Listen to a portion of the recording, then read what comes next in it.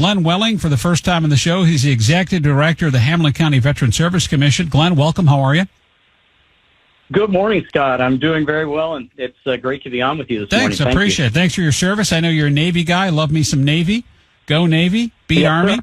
And, well, let's start with that. Let's start with whether or not the troops are going to people are going to get paid in the military. I think it seems like they found the money, they said, which goes to show you the seriousness of the shutdown. Not paying our soldiers, sailors, and airmen and women and Coast Guard for that matter, not a concern. But they found the money somewhere in the trillions of dollars in budget money that we have out there. Somewhere they found the money to be able to pay all the good men and women of our armed services. Allegedly, we'll find out. Yeah, that's what I've heard as well. I'm not sure about that. I understand that perhaps they're looking, at least temporarily, within the research and development section within what is now called the Department of War. But I've heard the same thing. But I agree. Well, I've spent 37 years in the Navy all total. I went through a number of those government shutdowns, and I also have a daughter who's currently serving on active duty as a combat engineer in the Army. Outstanding. And I can tell you from my own experience and from what my daughter has relayed is that our service members are focused first and foremost on accomplishing their mission. Yeah, but you still need to get money and be able to pay. You still have bills. Just because you're in the armed services doesn't mean you don't have bills. Absolutely, and unfortunately, lack of a paycheck can be a significant distraction from focus on mission and cause increased stress and concern. So, anyone listening should reach out to their elected representatives, encouraging them to support what's known as the Pay Our Troops Act, H.R. 5401. And that's legislation that ensures military members, including Coast Guard, will continue to receive pay during the government shutdown. And that's not a partisan request in any way. And as a matter of fact, I also president of the Navy League Council here in Cincinnati, and we've pushed that information out to all of our members, encouraging them to do that as well. Glenn, has this affected at all, or you foresee it affecting VA healthcare programs for our veterans? Currently, that is not what we know at this point. Core VA benefits like disability, pension, education payments are not currently affected by the government shutdown, and they should continue to be processed and delivered. At least that's what the VA is saying at this point.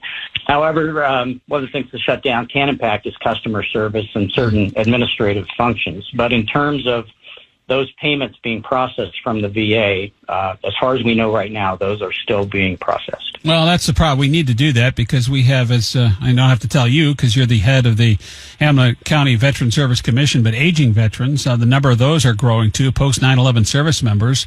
We know wait times are up at the VA as well. I hate to have this compound that. That's exactly right. And, we here at the Hamilton County Veteran Service Commission, we serve more than 37,000 veterans here in Hamilton County and their family members. And so by veteran, those who have received their DD-214, which is their certificate of release or discharge from active duty. And we're here to continue to help support them. While we are not the VA, we are here to help connect them. Our mission is to connect those veterans to resources at the federal, state, and local level. So that's what we do here at the Veteran Service Commission. Yeah. And part of, we've talked about long wait times and reporting of data at certain VA facilities. That's part and parcel for the problem, I think, too. But making sure that the VA can go on and taking care of the veterans that need that care and are leaning on that care just simply can't go away because of some silly government shutdown. It doesn't seem like that's the case, which is good news.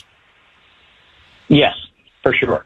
Glenn, one of the other issues facing veterans, too, particular in Hamilton County, is the issue of homelessness. We probably see that more in Hamilton County because it is one of the biggest counties in the state of Ohio, and I know that number nationally has gone up from 7%. What are you guys doing there to combat that, and how much of that are you seeing, especially with the winter months coming up? Yeah.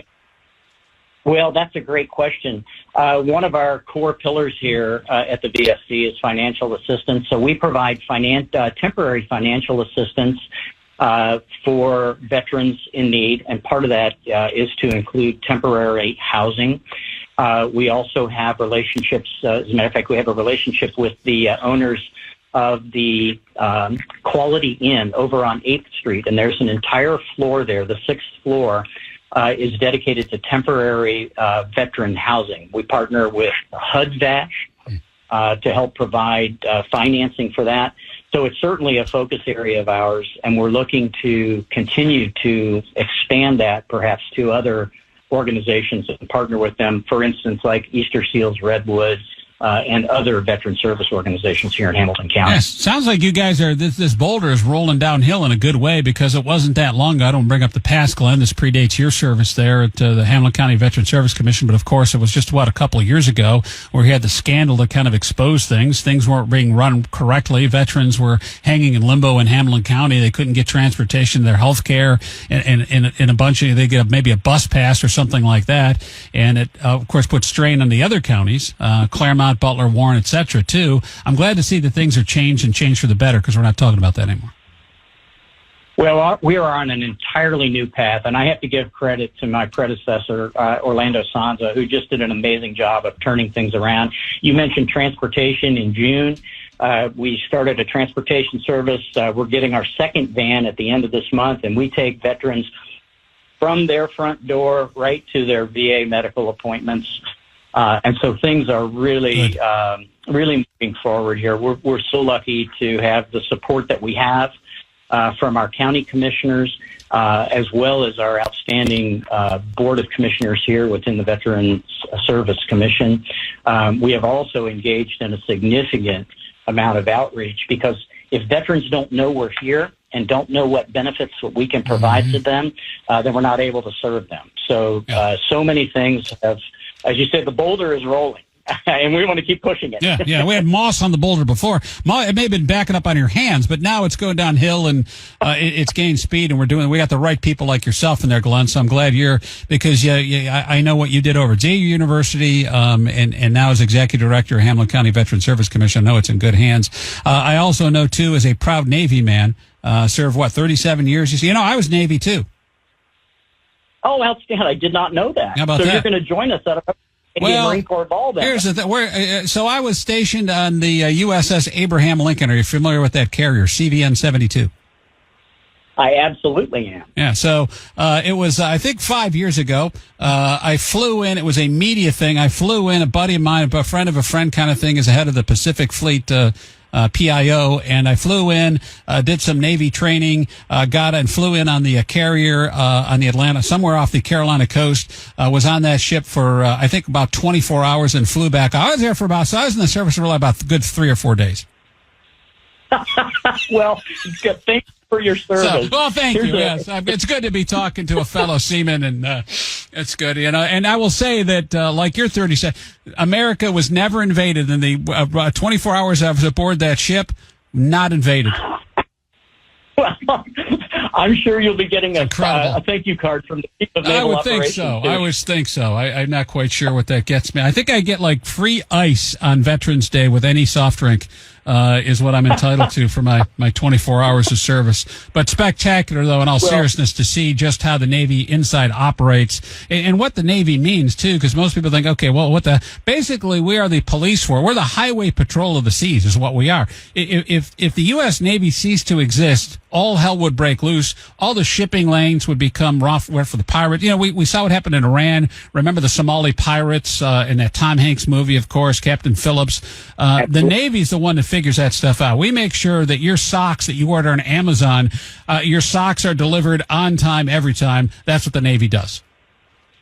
Absolutely. We are ensuring free trade across the globe, and we serve in every corner of the globe. And our sailors and Marines are out there 24/7 below, upon, and above the sea, ensuring prosperity for our nation and global security for all. It's really cool to see it firsthand, the men and women aboard our Navy's ships at sea, and those behind the scenes that do the training and everything else. And it's really eye opening for someone like me. My dad was served 4 years in the Navy too, so that one hit home to me. I know also that the United States Navy, probably the finest of all the armed services in the world, celebrating the 250th anniversary. 250 years the Navy has been in existence.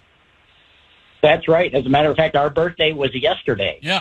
And the Navy League is sponsoring our 250th anniversary Navy and Marine Corps Ball coming up next Saturday, October 25th, at the Cintas Center. So it's right between our birthday, the 13th of October, and the Marine Corps birthday on November 10th, and it's going to be a fantastic event. And we're looking to have great representation there from both services.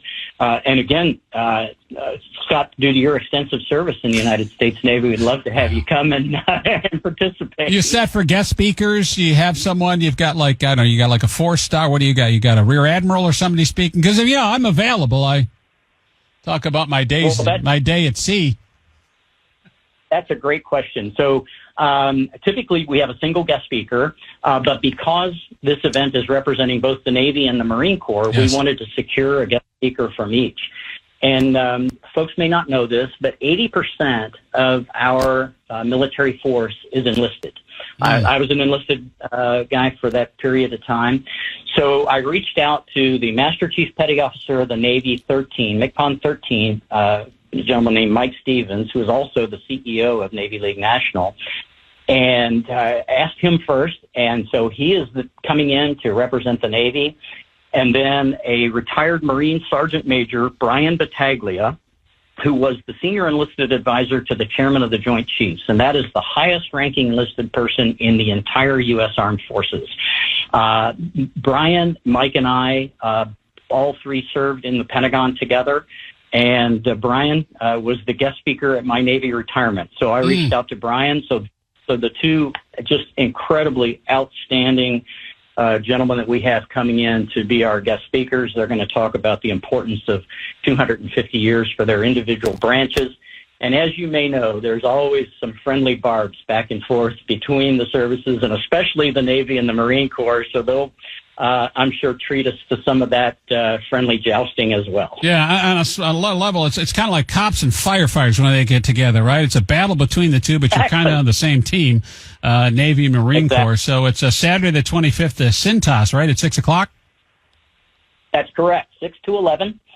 And there'll be pomp and circumstance, both the Navy and the Marine Corps, ceremonial activities related to it, ceremonial cake cutting, where we'll be honoring the youngest and oldest sailor and Marine in the audience for the ceremonial cake cutting, dinner followed by dancing. It's just going to be a wonderful, wonderful event. That's amazing. All right, someone, if you're interested to hear this, maybe you're a Navy veteran or veteran of the United States Marine Corps, or I'm guessing just ordinary people like me can come too. Where do you go for tickets? Go to CincinnatiNavyLeague.com, and that's the homepage for the Greater Cincinnati Council of the Navy League. And scroll down, you'll see the link to connect for tickets to the event right there.